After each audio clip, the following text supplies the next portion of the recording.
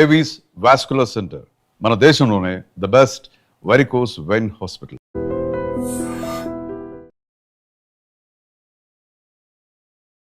అందరికీ నమస్కారం. Welcome to healthy conversations with I dream. నేను మీ ఝాన్సీ. సో ఈరోజు మనతో ఉన్నారు వంటింటి చిట్కాలకు కేర్ ఆఫ్ అడ్రస్ అయిన మధుసూదన్ శర్మ గారు.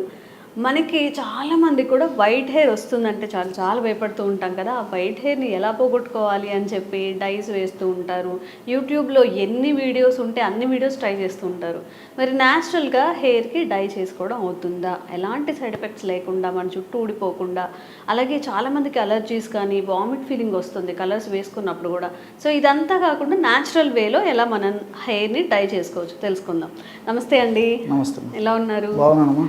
సో ఏదైనా రెమెడీ ఉందా న్యాచురల్గా హెయిర్ డై చేసుకోవడానికి, ఎలాంటి సైడ్ ఎఫెక్ట్స్ కూడా రాకుండా? చాలా ఉన్నాయమ్మా. మీరు ఈ ప్రశ్న అడిగేసరికమ్మా జనాలు చాలామంది నన్ను అబ్జర్వ్ చేస్తారమ్మా. అలాంటివి ఏమన్నా అంటే మరి సార్ వేసుకోవచ్చు కదా అని చెప్పేసి వస్తున్నాం. సార్కి అవసరం లేదు, ఎగ్జాక్ట్లీ చెప్పారు. ఆయన ఏజ్ కూడా చాలా పెద్దది కాబట్టి.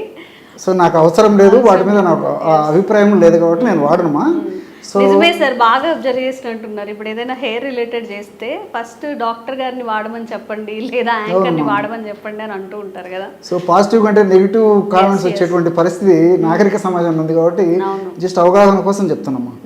సో నా హెయిర్స్ వయస్సు రీత్యా తెల్లబడిపోవడం జరిగింది, వయస్సు రీత్యా హెయిర్ ఫాల్ కావడం జరిగింది.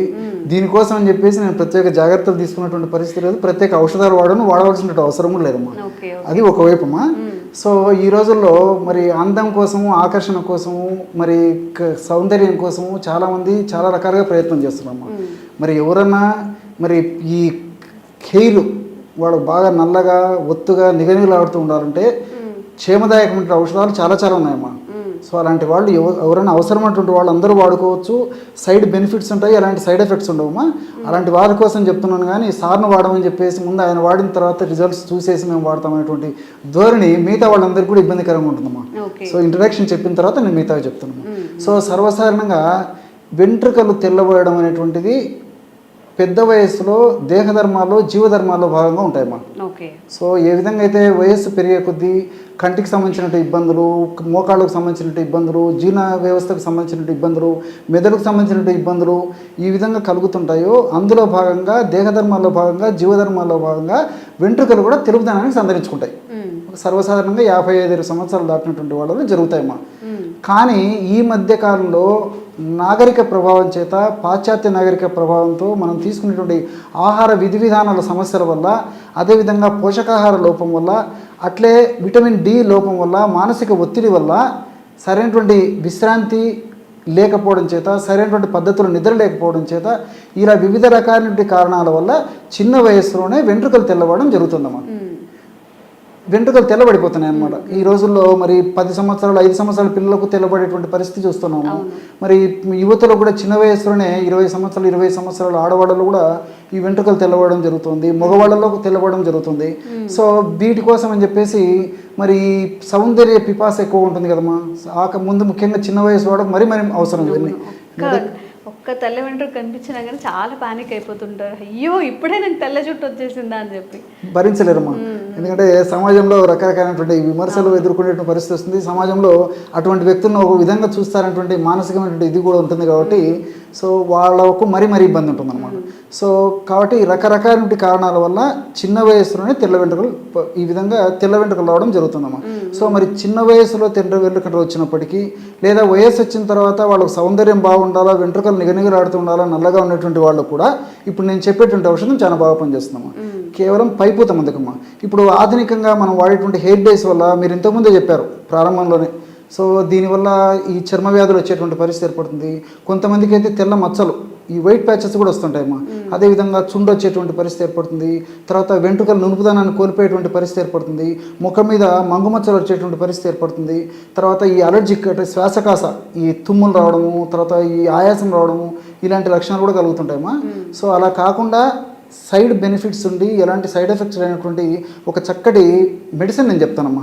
ఇది ఎంతమంది వాడి చక్కటి ప్రయోజనం పొందిన తర్వాతనే మీరు అడిగారు కాబట్టి మన ప్రేక్షకుల కోసం చెప్పడం జరుగుతుందమ్మా.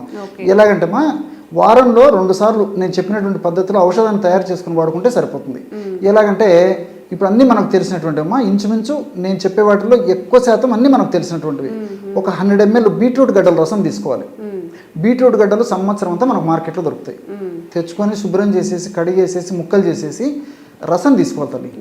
బీట్రూట్ గడ్డల రసం ఒక 100 ml తీసుకుంటే అందులో ఉసిరిక పొడి ఒక 5 grams, గోరింటాకు పొడి కూడా మనకు దొరుకుతుంది, అదొక 5 grams. అదేవిధంగా నీలి ఆకు పొడి అమ్మా, ఇది ఒక్కటి చాలా మందికి తెలియదు. నీలి ఆకు పొడి, నీలి ఆకు అని చెప్పేసి ఒక చెట్టమ్మా, దాని నుంచి తయారు చేసినటువంటి పౌడర్ మనకు మార్కెట్లో దొరుకుతుంది. నీలి ఆకు పొడి అంటే ఇస్తారనమాట. సో ఆ నీలి ఆకు పొడి ఒక 5 grams, అంటే 100 ml ఈ బీట్రూట్ రసంలో 5 grams చొప్పున, అంటే ఒక టీ స్పూన్ చొప్పున, ఒక చిన్న చెంచా చొప్పున ఉసిరిక పొడి, గోరింట పొడి, నీలి ఆకు పొడి అన్నీ బాగా కలిపేసేసి ఆ కలిసినటువంటి పదార్థాన్ని ఈ స్కాల్ప్ మీద వెంట్రుకలకు అంతా అప్లై చేసేయాలమ్మా. అసలు ఆ నీలి ఆకు పొడి అనేది ఎక్కడ దొరుకుతుంది? ఆయుర్వేద ఔషధ విక్రయ స్టోర్స్లో దొరుకుతుంది, ఆన్లైన్లో కూడా తెప్పించుకోవచ్చు, ప్రాబ్లం లేదమ్మా. చాలా కామన్గా దొరుకుతుంది, పెద్ద కాస్ట్ కూడా కాదమ్మా. బయట అసలు ఉంటుందా చెట్టల? దొరుకుతుందమ్మా, బయట కూడా పొలాల్లో మామూలుగా అదేనమ్మా. సో నీలి ఆకు దొరికే ముఖ్యమ్మా, అది ఇబ్బంది ఏం లేదు. సో మనకు అవి కష్టపడి సేకరించుకొని ఆ ముక్క కనుక్కొని తెచ్చుకొని ఎండబెట్టే దానికంటే కూడా మనకు మార్కెట్లో పౌడర్ దొరుకుతుంది కాబట్టి ప్రామాణిక కంపెనీ వాళ్ళు తయారు చేసేటువంటి, స్టాండర్డ్ కంపెనీ వాళ్ళు తయారు చేసేటువంటి ఈ నీలియాకు పొడి తెచ్చుకుంటే సరిపోతుందమ్మా. సో ఆన్లైన్లో కూడా ఇప్పుడు దొరుకుతుంది నీలియాకు పొడి అని చెప్పేస్తే మనకు అమెజాన్ ఇలాంటి వాటిలో, ఫ్లిప్కార్ట్ ఇలాంటి వాటి నుంచి కూడా మనం తెప్పించుకోవచ్చు. సో ఈ పదార్థాలను బాగా కలిపేసేసి తలకు, స్కాల్ప్కి, వెంట్రుకలకి అప్లై చేసేసి ఒక 2 గంటలు ఆగిన తర్వాత జస్ట్ ఎలాంటి షాంపూ లేకుండా జస్ట్ ప్లెయిన్ వాటర్తో కడిగేసేయాలమ్మా. ఇది ఒక పద్ధతి, వారంలో 2 సార్లు చేయాలన్నమాట. సో నెక్స్ట్ డే కావాలంటే, తర్వాత రోజు కావాలంటే షాంపూస్ వాడుకోవచ్చు. మందు అప్లై చేసినప్పుడు వాడకూడదు. సో ఇది ఒక పద్ధతి. సో రెండవ ప్రత్యామ్నాయం ఏంటంటే వారంలో 2 సార్లు తలకి రాత్రి పడుకునేటప్పుడు ఈ పద్ధతిలో ఔషధాన్ని తయారు చేసుకొని తలంతా అప్లై చేసేసుకొని ఉదయం పూట ఫ్రెష్గా ఎలాంటి సోప్స్ కానీ షాంపూలు కానీ కాకుండా ప్లెయిన్ వాటర్తో హెయిర్ వాష్ చేసుకున్నా సరిపోతుందమ్మా. సో వారానికి 2 సార్లు ఈ విధంగా నైట్ అప్లై చేసేసి ఉదయం పూట స్నానం చేయొచ్చు, తలస్నానము, లేదా ఉదయం పూట అప్లై చేసేసి ఒక 2 గంటలు ఆగిన తర్వాత కూడా చేయొచ్చు. సో ఎవరికి ఎలా వీలైతే అలాగా చేసుకోవడం వల్ల క్రమంగా ఈ తెల్ల వెంట్రుకల కోణం తగ్గిపోయేసేసి వెంట్రుకల కలర్ మారిపోయేసి తర్వాత క్రమంగా అదంతా నలుపుదనం సంతరించుకుంటుందమ్మా. సో ఇదేంటంటే మనం పూసినటువంటి ఒక్కరోజు ఏదో హెయిర్ డై లాగా ఒక్కరోజుకే కంప్లీట్ ఇది కాదమ్మా.